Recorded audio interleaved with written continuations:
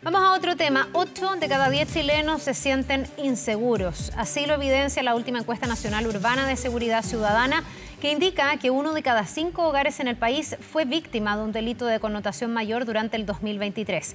Vamos a profundizar en este tema. Nos acompaña la investigadora del Centro de Estudios en Seguridad Ciudadana de la Facultad de Gobierno de la Universidad de Chile, Alejandra Moro. Muchísimas gracias, Alejandra, por estar con nosotros y bienvenida.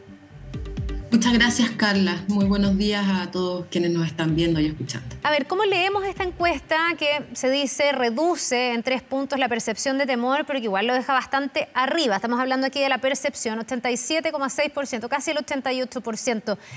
Yo no sé si hay un deseable, hay un ideal, pero esto a todas luces parece bastante alto, ¿no? Creo que es importante hacer una primera precisión y es que tú haces referencia, y es el indicador que se ha venido siguiendo por largos años en relación al temor, que es la pregunta sobre si usted cree que la delincuencia en el país aumentó en los últimos 12 meses.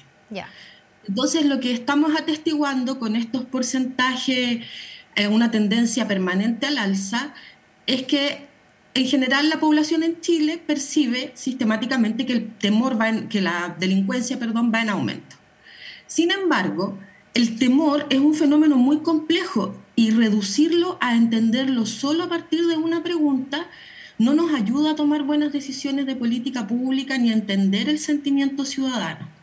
Hay una batería completa de preguntas en esta encuesta, muy en la línea de lo que se trabaja internacionalmente, que permiten de medir de manera más completa el temor. Esta misma pregunta tiene correlato a 2 niveles. ¿Cree usted que la delincuencia en la comuna aumentó en los últimos 12 meses y en su barrio? Y vemos cómo a medida que se aproxima hacia la vivencia cotidiana de las personas, estos porcentajes van reduciéndose hasta un 53% en el caso del temor. Es decir, si bien tengo una percepción de que en el país la delincuencia ha aumentado y eso alcanza a casi el 90% de la ciudadanía, cuando les pregunto por la delincuencia en su barrio, ahí bajamos hasta el 50%.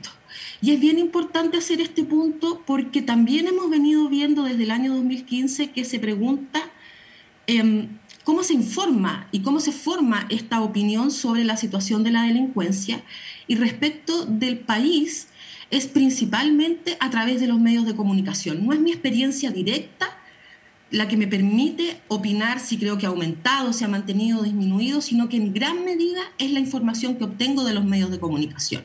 Entonces yo creo que ahí hay que ponerle un poco de paño frío. Esta pregunta me parece que aporta en alguna medida a la discusión, pero no podemos reducirla a ella. Alejandra, pero mientras te escucho pienso en aquellas veces donde se dijo que esto era culpa de los matinales, se le ha echado mucho la culpa a la televisión y a ciertos como formatos televisivos, diciendo que bueno, se expone hoy día más la delincuencia y por eso la gente estaría más atemorizada, pero aquí había un reconocimiento desde las propias autoridades. Incluso he escuchado al subsecretario de Prevención del Delito decir que en este caso sería bien como simplista echarle la culpa a los matinales, que aquí efectivamente estamos teniendo más delitos, que aquí efectivamente estamos viendo también en otras encuestas que las personas han cambiado hábitos, que era algo que a lo mejor antes no pasaba. Gente que no sale en la noche, que se va antes a su casa, que dice que no camina tranquila al paradero. Entiendo que tú no estás negando la situación, pero sí estás haciendo un matiz que quiero entender hasta dónde llega, porque también se puede caer en el otro sentido, de ser autocomplaciente y decir, no, lo que pasa es que como la gente ve más delincuencia, se siente más atemorizada, y eso podría ser minimizar un problema que pareciera ser bastante real, ¿no?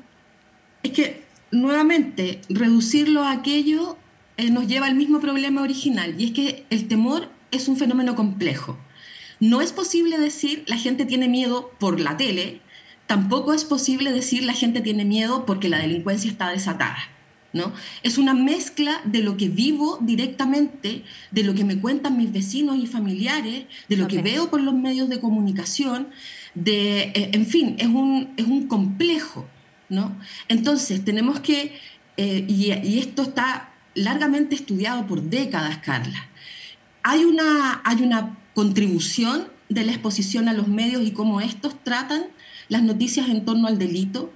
Contribuye mi experiencia directa si he sido víctima, por cierto que contribuye a explicar en alguna medida el temor. Contribuye también el lugar donde vivo, también contribuye a explicar los niveles de temor. Y y otras variables importantes como por ejemplo mis expectativas sobre el funcionamiento del sistema y sus instituciones. Yeah. Entonces es un fenómeno complejo que requiere mirarse y entenderse complejamente. ¿Sí? Ese es el punto, no es minimizar. Efectivamente hay una situación de incremento de la violencia que ha generado temor, efectivamente las personas dejan de hacer más cosas, pero esto también lo veíamos en el 2003 con la primera medición de la ENUSC. Ya, lo que pasa es que ahí, bueno, para ir como objetivándolo, porque entiendo que el punto es que a lo mejor hablar de qué tan atemorizados estamos es bastante subjetivo, no solo porque el temor que uno puede sentir cambia de persona a persona, no todos entendemos lo mismo por temor y además no todos tenemos las mismas causales para sentir temor y en el mismo grado de sensibilidad. Pero ¿cómo podemos objetivar esto un poco? Porque en el fondo también esto está muy anclado en un discurso que públicamente reconoce que hoy día hay más delincuencia, donde no son los medios los que han inventado que haya un secuestro que antes no había y se le da cobertura porque también es algo bien inédito. Antes no había secuestros o había muy pocos y hoy día tenemos secuestros o delitos que tienen un grado de violencia que las mismas autoridades han dicho son bastante mayores que antes. Entonces, no sé si dentro de la encuesta tú ves como cuáles son los datos objetivos que nos permiten cualificar este fenómeno delictual y de cuánto estamos viviendo en términos de delincuencia. En relación a la delincuencia objetiva, las encuestas de victimización son la mejor medida para estimar cuántas personas y hogares han sido víctimas de qué tipos de delitos. Ya. ¿Sí? ¿A quién realmente le ha pasado, digamos? Claro, porque tú sabes que no todos los delitos se denuncian. De hecho, esta propia encuesta, como suelen hacer las encuestas de victimización, te pregunta, ¿has sido víctima de un delito? Y luego te pregunta si lo denunciaste. Y ahí es donde identificamos que, por ejemplo, los delitos que son más denunciados son los delitos de robo. ¿Sí? Y los robos violentos, en general, casi un 40% de las personas que son víctimas de este tipo lo denuncia. No obstante, hay un 60% que no lo denuncia. Entonces, cuando miramos las cifras policiales, solo conocemos lo que informó quienes concurrieron a denunciar efectivamente. Entonces, las encuestas nos permiten objetivar, tal como tú señalas, ¿no?, cuál es la magnitud de los delitos que afectan a la ciudadanía, y a partir de esta encuesta, que se le han hecho ajustes metodológicos muy importantes, podemos separar todos aquellos delitos violentos justamente porque hay un reconocimiento muy transversal en relación a que tal vez el volumen de delitos no se ha incrementado tanto. Lo que se ha incrementado es la violencia asociada a delitos que tradicionalmente no eran violentos. Por ejemplo, el robo del celular normalmente lo veíamos asociado a lanzazo, es decir, estabas con tu celular en la mano, pum, pasaron, te lo llevaron. ¿Sí? Ahora vemos que para robarte ese mismo celular te amenazan con un arma de fuego, un arma blanca, te golpean, incluso hemos visto homicidios a propósito de robos menores. Entonces, probablemente lo que hemos venido viendo en las encuestas de victimización es que los aumentos en volumen no son tan significativos como son en las cualidades de los delitos, particularmente respecto de la violencia. Y por cierto, que al constatar de que existe más violencia criminal, aun cuando no haya más delitos, aun cuando yo no haya sido víctima directamente, eso influye también en la percepción de temor de cada uno y cada uno. De manera diferenciada, los hombres jóvenes son quienes están más expuestos a ser víctimas de delitos, pero también son los que expresan más bajos niveles de temor, a la inversa de las mujeres adultas que están menos expuestas a delitos, particularmente a espacio público, pero sienten mayores niveles de temor, porque el tipo de delito al que están expuestas suelen ser delitos o que perciben una mayor exposición, son, por ejemplo, ataques sexuales. Claro. Y esto sin duda que generan mucha mayor temor que el pensar que te pueden robar tu celular. Sí, hay aquí una medición del delito o uno de los delitos que a mí me parece que es más violento porque viola tu espacio más íntimo, que es tu casa, y ahí estamos viendo que de todos los hogares en los que se pregunta, el 21% declara que tuvo un robo dentro de su casa, y también lo que hemos visto, Alejandra, en el último tiempo es que hay nuevos métodos o métodos súper violentos. A nosotros nos ha tocado registrar hartos turbazos y no es que lo digamos en los medios, se ha generado incluso un grupo especial policial para investigar estos turbazos que antes no existían o existían muy poco. Esto de que entren 10, 12 delincuentes todos armados y en cosa de 15 minutos amarren a la familia, le lleven todas sus cosas, las suban arriba del auto y partan. Y eso es como en el espacio más íntimo de la familia. Cuando estamos hablando de un 21%, uno diría, mira, no es tanto, o es una cifra que nos debiera alertar y preocupar mucho. A ver, estoy buscando el dato preciso respecto del robo violento en los hogares. En los hogares. Era el 21 y fracción. Esa es la victimización de los hogares en general. Esa es la suma de todos los delitos por los que han sido víctimas algún miembro del hogar. Ah, ¿no? ya. Tú te refieres a la tipología del robo con violencia dentro del hogar. Ya, perfecto. Exactamente, exactamente. Todos los delitos de los que ha sido víctima algún miembro del hogar dentro de un grupo de delitos, ¿no? Eso es lo que llamamos la victimización del hogar. La victimización agregada del hogar. No se corresponde con los robos a la vivienda, ¿no? Que entren a tu casa a robarte. Perfecto. Estoy buscando el dato específico. Yo también. Creo que era un 8%, pero no estoy tan segura. Bueno, ya, lo vamos a ver con detalle. En el fondo, mientras buscamos la cifra, de todas maneras yo me imagino que este debería ser uno de los delitos que más preocupa, ¿no? Que dentro de los hogares te roben, porque se supone que ese es tu espacio más íntimo y donde debías haber más garantías que no te va a pasar nada. De hecho, ahí se resguarda la gente y por eso no salen las noches, para evitar el portonazo, la encerrona, el asalto, etcétera, en la esquina, en el paradero, digamos.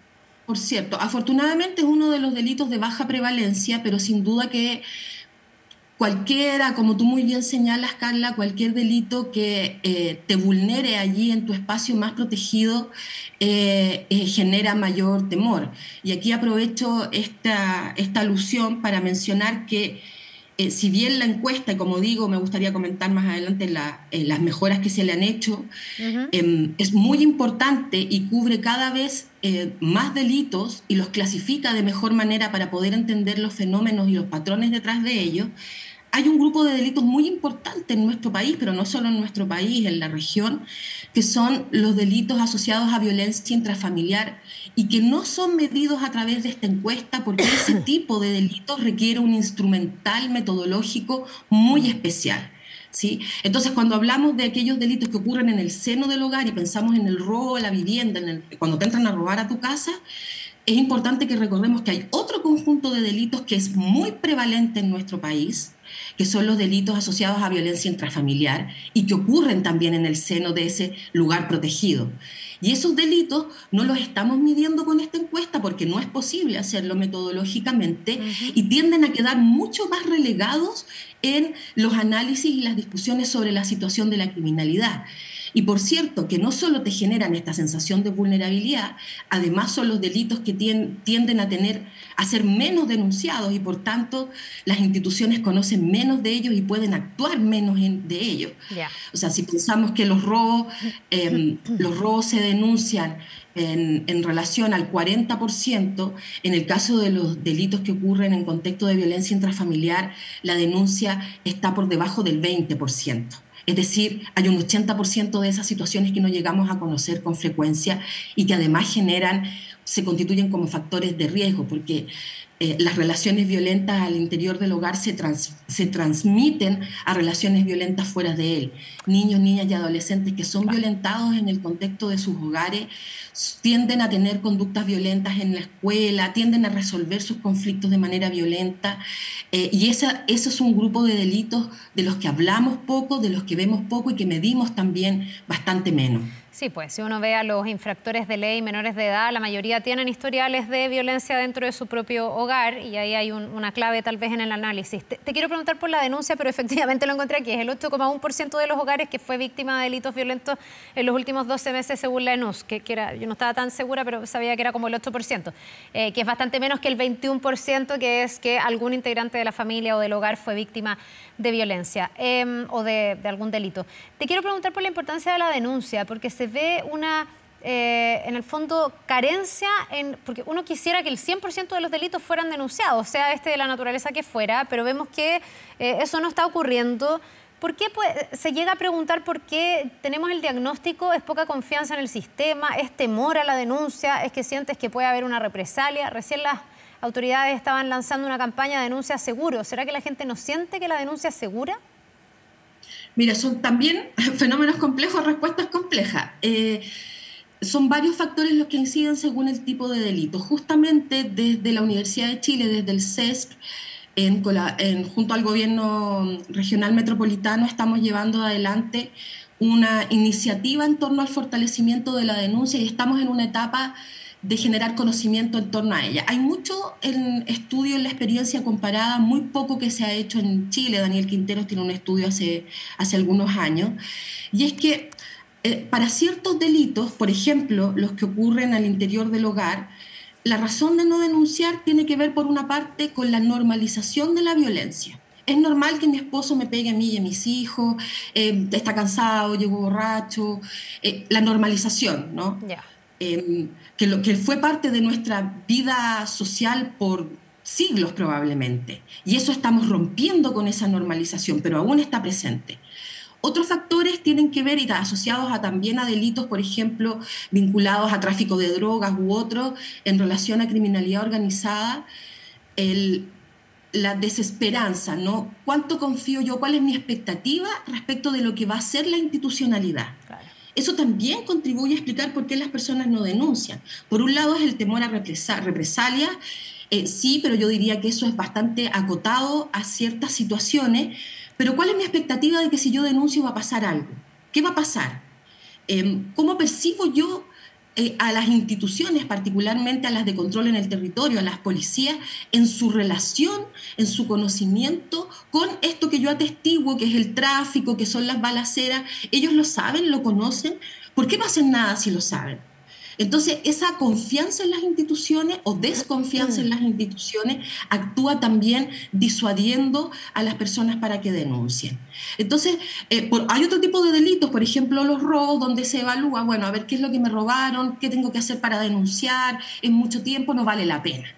Entonces, mientras que hay otros delitos, como el robo de vehículos, donde hay incentivos claros para denunciar, y por eso las tasas de denuncia son tan altas, porque hay un seguro de por medio. ¿Sí? Entonces va a depender del tipo de delito del que estamos hablando y va a depender en buena medida también de las características o cualidades particulares de las personas que tendrían que denunciar. Cómo se sienten ellas en relación al sistema, cuál es su confianza respecto de las instituciones y cómo las perciben, cómo valoran el daño que han sufrido, el delito de que han sido víctimas y la pertinencia entonces para interponer una denuncia.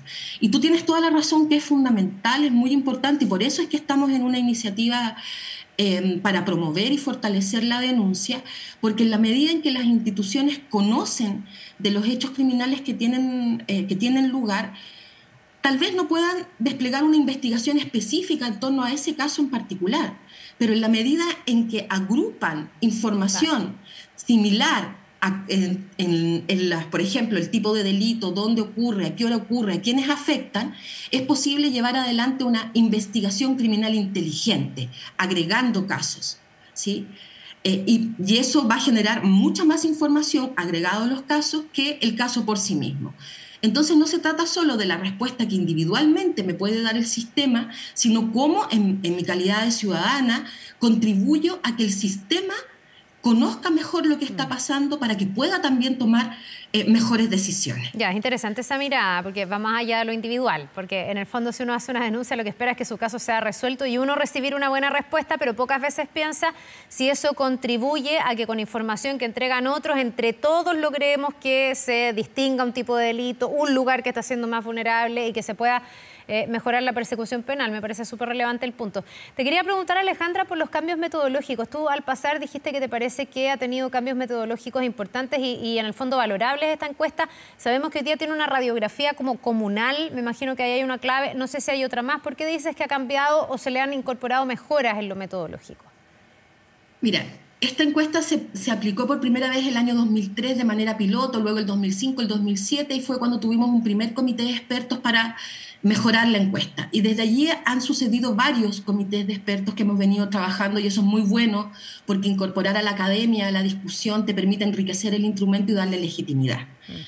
Los cambios de este año, y ahí el esfuerzo del INE hay que reconocerlo particularmente, son varios, pero los más importantes me parecen dos. Primero, se actualizó el marco muestral. ¿Qué significa eso? Una encuesta, a diferencia de un censo, selecciona personas al azar para que representen al resto de las personas como ellos, ¿sí? Y para eso tú tienes que decir, bueno, ¿dónde voy a ir a buscar a estas personas? Esta es una encuesta urbana, entonces se centra en los radios urbanos. Estábamos trabajando con un marco muestral que nos mostraba ciudades de este tamaño, pero las ciudades en el periodo de 20 años que tenía el marco muestral han crecido.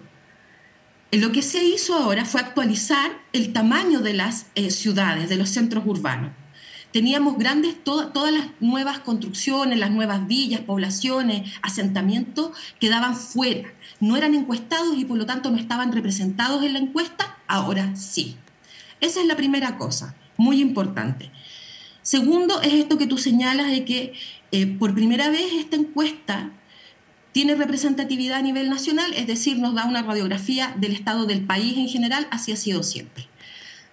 A nivel regional nos muestra una radiografía de todas las regiones del país, así también había sido siempre. La novedad es que ahora nos permite también contar con datos estadísticamente significativos, es decir, la cantidad de personas encuestadas a nivel de comunas es suficiente para poder extraer conclusiones sobre 136 comunas del país.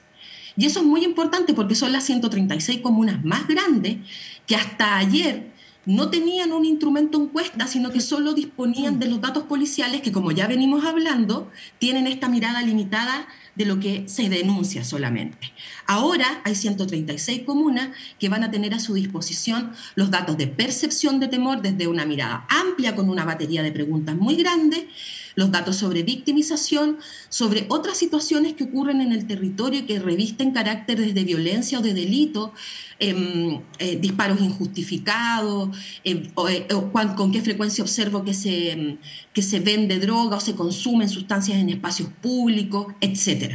Además de esto otro que tú mencionabas, que son las medidas que han tomado las personas para evitar ser víctimas de delitos. Y esto es muy importante porque desde el año 2018 las comunas tienen el mandato, todas las comunas del país tienen el mandato de tener un plan comunal de seguridad pública. Y un mejor plan es posible en la medida que tengo mejor información. Y esta encuesta con representatividad estadística a nivel comunal es sin duda un valiosísimo aporte a tener mejor información para el desarrollo de esos planes comunales, que son las estrategias que desde lo local se planifican desde el municipio, con carabineros, con otros actores del territorio, incluyendo la propia sociedad civil representada en el Consejo Comunal, cuál va a ser nuestra hoja de ruta, cuáles son nuestros problemas que vamos a priorizar. Y si tengo una encuesta de victimización, que además me da cuenta de percepciones y de decisiones de las personas, sin duda que esas decisiones deben mejorar en calidad. Bien, pues te queremos agradecer, Alejandra Moore, investigadora del Centro de Estudios en Seguridad Ciudadana de la Facultad de Gobierno de la Universidad de Chile, por ayudarnos a entender un poco mejor lo que demuestra, refleja esta encuesta, con todo el desafío además que significa llevarlo a políticas públicas probablemente. Muchas gracias, que tengas un buen día. Gracias igualmente, Carla. Buen día para todas.